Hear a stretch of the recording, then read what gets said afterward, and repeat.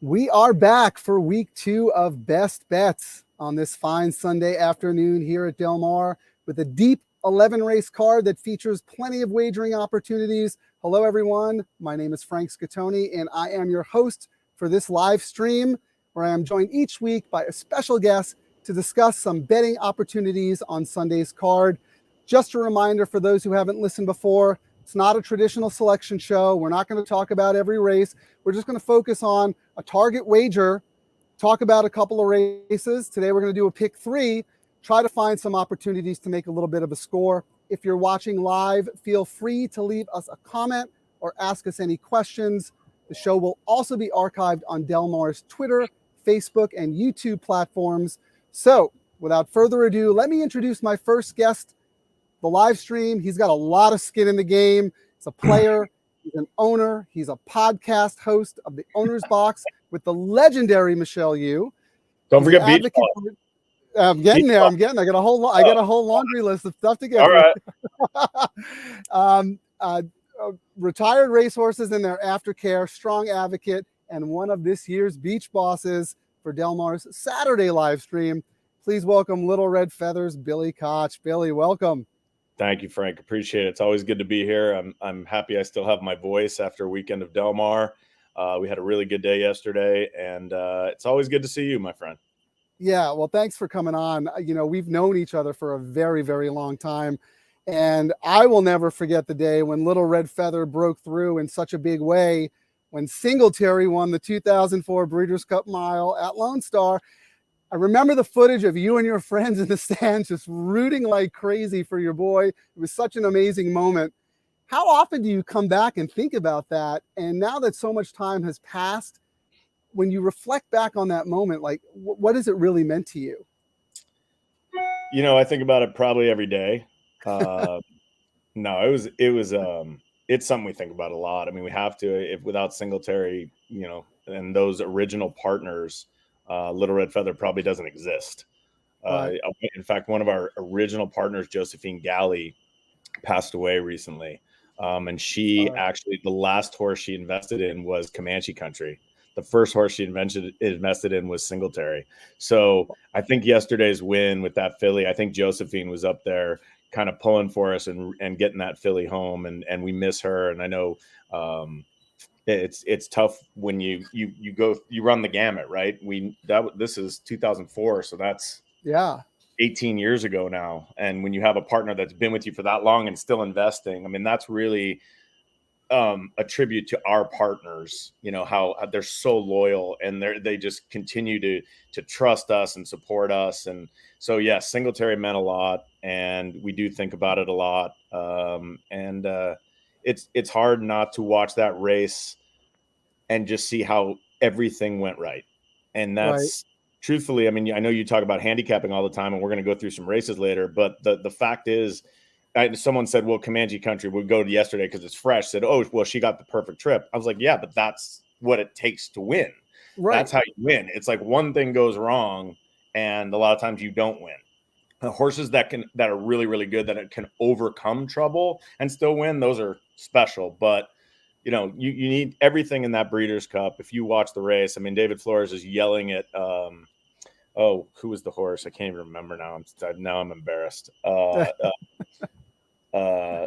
Soaring Free, like had to get out of the way. Or no, the Julio Canani trained horse. What was his name? Special Ring. Special Ring. Okay. And Special Ring just kind of moved out of the way, and Flores went right through that gap and just took over, and it was over after that. And then like Antonius Pius, who was this long shot European, lugs in the stretch, or he might have won. So again, there's so many things that have to go right to win any race. I don't care if it's a claiming race, a maiden race, but to win a Breeders' Cup is really, really tough. And you got to get lucky, and everything has to go right. It's the highest part of the sport, and it was a great moment. Talk a little bit about your ownership group. What kind of gave you the idea of expanding the syndicate, from just a few horses early on to where you are today? I mean, you've really built an empire with some excellent horses and bringing a lot of people into the game. That was always my initial goal, was to bring people into the sport. And it still is. Okay. Trying new things, new partnerships, new way to get people in. Obviously, the arena that we're in today has changed a lot from in the last 18 to 20 years. I mean, I syndicated my first horse in 1991, actually. So I've been in it even longer. You're supposed to say you still look really good, Frank. You do. You that. do. Yeah. You don't look that old. That's why I keep shaving. I'm not as sharp as Michelle Yu, as your co-host for Beach Bloss. She would have been right on that. Yeah, she'd have been right on that. It's truthfully, you have to strive to get better. You have to work really hard. You have to be able to look in the mirror and say, what are we doing wrong? What can we do better? And I think trying to get better horses, building these relationships with trainers. I always tell people, you're not only do you have to trust your trainer, but your trainer has to trust you. It has to be a two-way street, because they have to know that you're going to constantly refresh and get new horses. And I think that's been really important. And I think, honestly, we don't do that much marketing per se. Like, you won't see us in an advertisement on TVG or the Fox shows. A lot of our stuff is word of mouth. And we realize that this is an experience, and that's what we're selling. It is very difficult to make money in this game. It's very difficult to have winning horses in this game. So we can't necessarily sell that. What we can sell is the experience. It's coming to Del Mar, sitting on the veranda, getting a box, being with a bunch of like-minded people. It's we say it's Little Red family. We know the people in our partnership. There's not this big corporate structure. It's literally me and Gary. And Gary coming in and helping kind of with the business side of things. He's a lawyer. He's now the president of the TOC. I'm sorry, there's a train in the background. But a lot of that stuff, that's how you build, and you build your business that way. And you just have to continue to strive to get better. And I think that's really the key. Yeah, well, I mean, you guys have come such a long way, and you have so many good horses now, and we can talk about some of those in a little bit, because I know you're going to Saratoga next week. But before we do that, I just want to, it's one thing to be an owner and enjoy the experience while your horse is still racing. But, what about once the horse is retired? I know you and your people and your group LRF Cares are heavily involved in Thoroughbred aftercare. So tell us a little bit about that side of what you guys do, and if there are any other programs or fundraisers out there for retired thoroughbreds. I think aftercare is one of, if not the most important aspects of horse ownership. I think you have to have a plan. You have to be responsible, so that when your horse is done, they have a place to go, especially these geldings, where are they going to have their second careers? Horses that get injured, fillies and mares that maybe aren't bred in the purple and are not going to be brood mares. Where are they going to go? So we started LRF Care several years ago.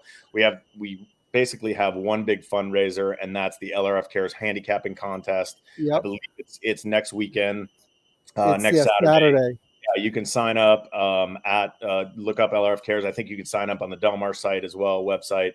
It's really good. It's really fun. And I think half of the money goes to LRF Cares, and we use that to support our horses. Most of the Little Red Feather Nation will be playing. Todd Steffen actually just won our first half contest, who's a really good handicapper. Okay. And we've started these contests, and it's really, really fun, because the people get into it and they know each other. So it's not just like random people, but we want random people. We need to fill this thing up. We need to make sure that everybody comes. And then I'm also the president of Karma, which is the California Retirement Aftercare Foundation. And we have we do this Karmathon that we've been doing for the last couple of years. And we're going to do that on the 20th at Del Mar. And basically it is just it's like a telethon. So you just call in, or you can go online and you can post, and you'll start seeing more information about that. But at Karma, we say aftercare is not an afterthought, and everyone has to band together to make sure these horses are taken care of when they're done racing. That's right. I'm so glad you talk about that, and that you're so involved in that, because I always tell people, if you're good to the horse will be good to you. So always take care of the horse, even after they're racing. It's so important. Without them, we wouldn't be here. No, it's a responsibility, and even horses. Look, we have horses that we have to run cheap. Sometimes they get claimed, but we always follow them. We track them. We've retired horses that have been claimed from us. We've offered to buy them from people. So that's kind of what we do. We want to make sure that, and let me tell you something, it's not easy. I know. Sometimes they'll just vanish. So it's like we do our best, put it that way. All right, no, that's awesome, and I'm happy you talked about that. So one last topic before we get into the races, because I know you got a busy day ahead. You're headed to Saratoga this upcoming week. You've got a bunch of horses running there. You're going for the sales. Talk a little bit about that, what you have coming up, but also as a guy who is such a Del Mar fixture in the veranda, what do you like so much about Saratoga, It's tough. and how would you compare the iconic venues? I've only been to Saratoga one time. I was there for Oh, 2 hours, so I have no idea what. oh, All I I didn't know know, that. Okay. yeah. So I'm devastated. First of all, I'm devastated to miss a Del Mar weekend. Yeah. I will be crushed. Second of all, I have to pack. Like, I have to wear nice clothes. I have to put on a Yeah. jacket, and I can't wear flip flops. Like, they're all going to be laughing at me. No shorts in the paddock, No you shorts in the know. paddock. It's brutal. I don't know what's going to happen, Frank. I'm actually a little concerned, but it's going to be fun. And thankfully, we have a huge weekend. Elm Drive is running in the Grade 1 test on Saturday. Nice. Oakhurst for Chad Brown is running in the $700,000 Grade 3 Saratoga Oaks on Sunday. We bought into a really nice filly with Tom Amos and our good friend Sam and Janelle named Promise of Hope. She's in the Adirondack on Sunday. And then the grizzled veteran, My Boy Tate, comes back in the John Morrissey the following Friday. So I'm going to stay. There's a big sale there also. We have a pin hooking outfit that I don't know if we're going to get into, but we're going to look in this at this awesome Saratoga sale to see if there's something we can buy to pin hook as well. Yeah, when I reached out to you to be on the show and you mentioned that you were heading to Saratoga, I was like, well, he must have a big week coming up because it takes a lot to get you off that veranda. 100%. People still think I'm not really going, so we'll see what happens next Friday morning. My flight's at 6 a.m., so we'll see. Out of San Diego. Yeah. That's funny. So you talked about those horses coming up at Saratoga. Are there any LRF horses you want to put on the radar for our listeners in the next couple of weeks here at Del Mar? I'm sure you have a couple of stakes races circled on the calendar, the horses that you're pointing to specific spots. What's really exciting is the 2-year-olds are starting to run. And we have a first-time starter on Thursday named Lapierre. She's in the first race. She's by Gervin, who's been really hot. She's with Phil D'Amato. She drew outside. JJ Hernandez rides. The filly can run a little bit. We're excited. Not sure how she's going to handle the turf, but we're going to give it a shot on Thursday. We have Kitty Katana coming back in a maiden race on Thursday. She ran third in a stake as a maiden back in Santa Anita, and then we had to give her a little time off, but she's back. And then we have some more 2-year-olds coming. There's a horse named Rexford that we entered this morning for Saturday. We have a horse named Horace Mann who's going to run, I think, on the 21st.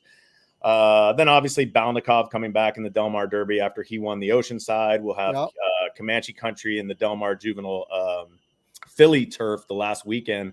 And then we have a private purchase named Talteriot who's going to run in the Del Mar Juvenile turf. So the boys version of the Philly race. Nice.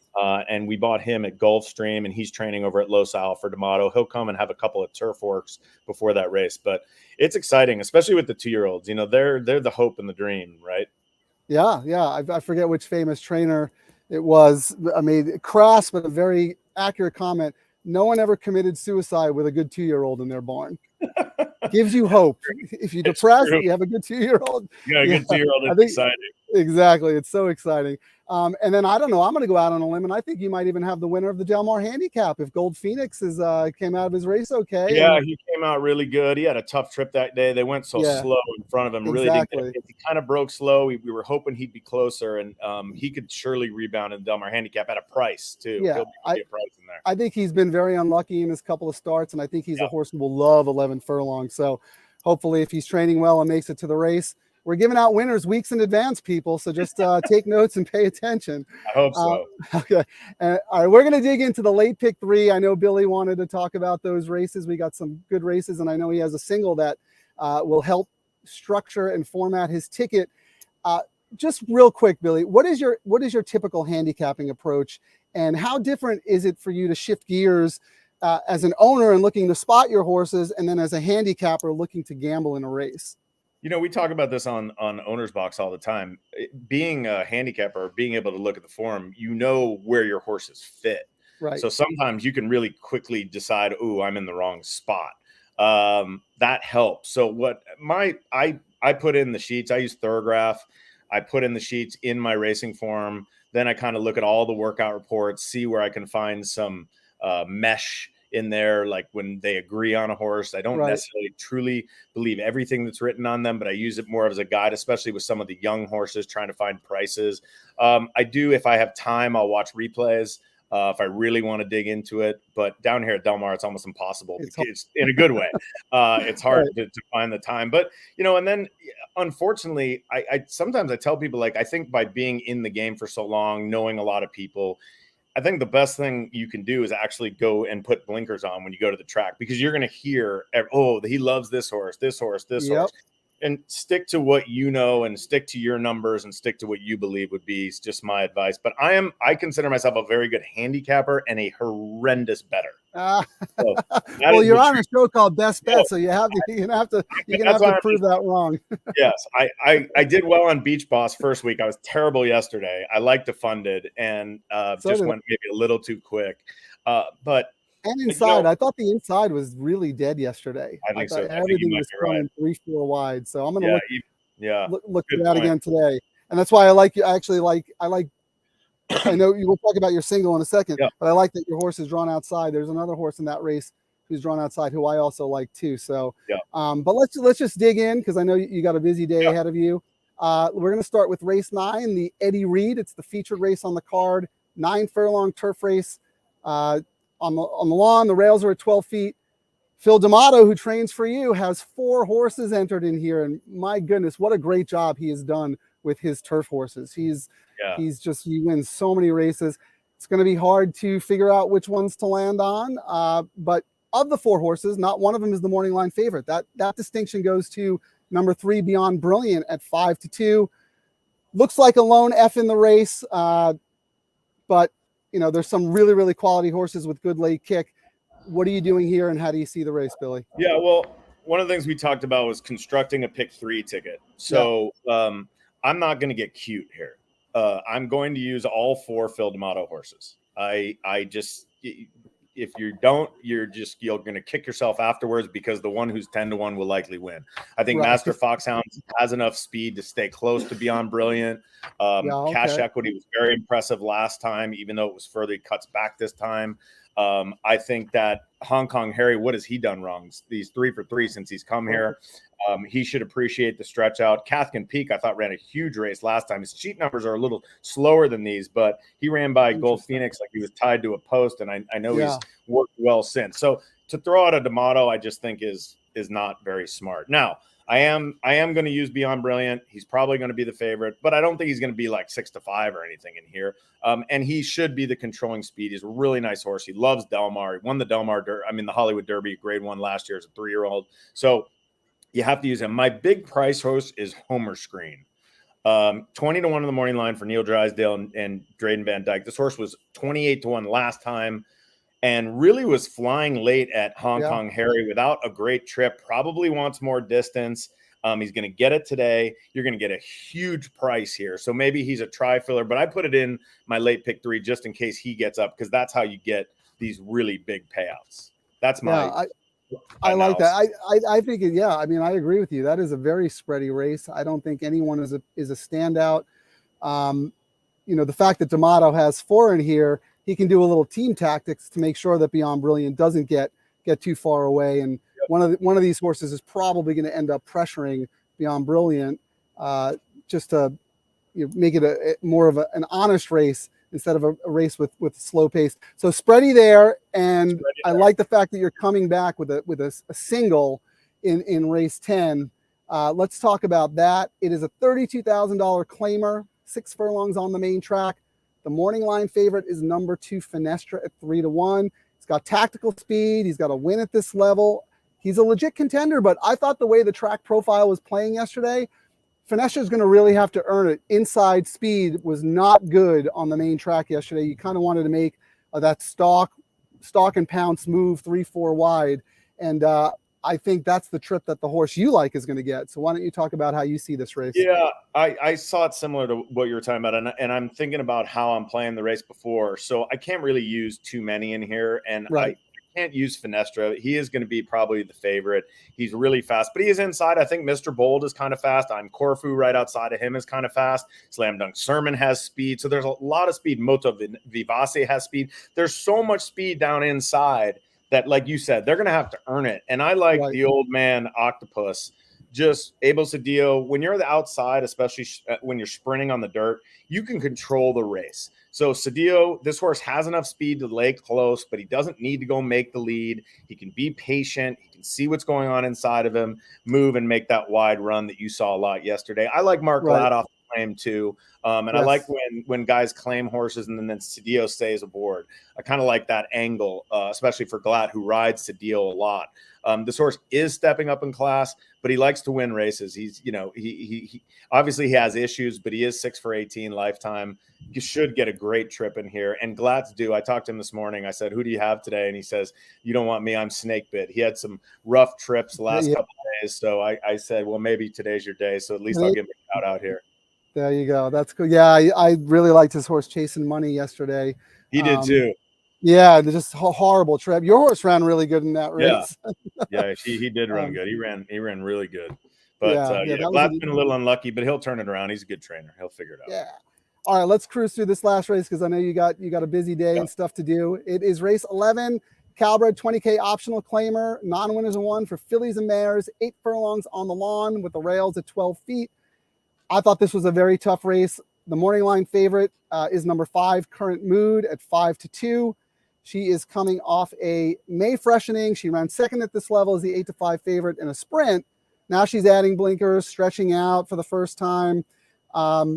Could win, but I was kind of looking elsewhere in this race. Yeah, I like her pattern. I don't like that she hasn't been out in a while, and now she stretches out for 2 turns. And I already have my Neil Drysdale Van Dyke long shot in the earlier in the card, so I went a different direction. I mean, I think my top horse is the 12 Emerald Lake for Pete Miller, Florent Giroux.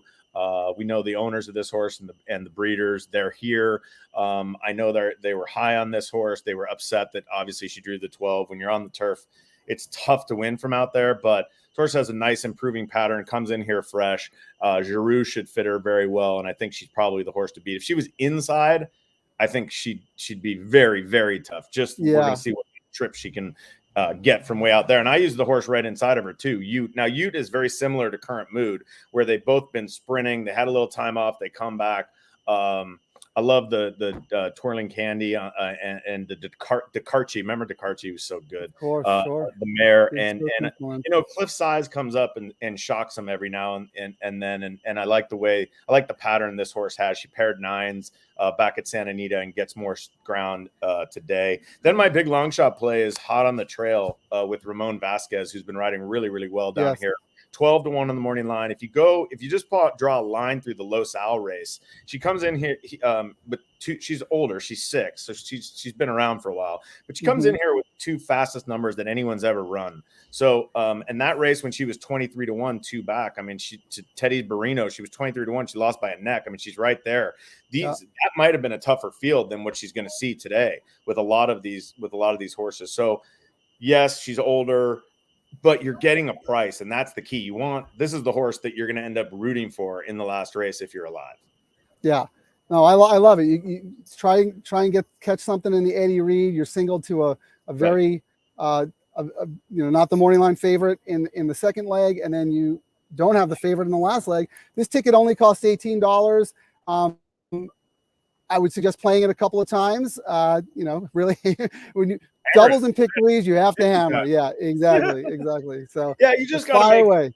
But I like what you were saying about singling. Like when you bet pick threes, you have to take a stand somewhere, so you get the value, and that horse has to win. It doesn't matter if you're in a contest. We're in the contest too. So, but you can't bet pick threes in the contest. That's kind of what I wanted to do here. And we haven't kind of finalized our plan for today, but even that, like we bet a lot of doubles. We like a horse like Comanche Country yesterday, and we hit the doubles on each side of her. So that helped. Oh, nice. Very nice. And so, but these are the kind of decisions you have to make. And especially in pick threes, it's good to have a single. Agreed. All right. Well, that wraps up today's Best Bet seminar.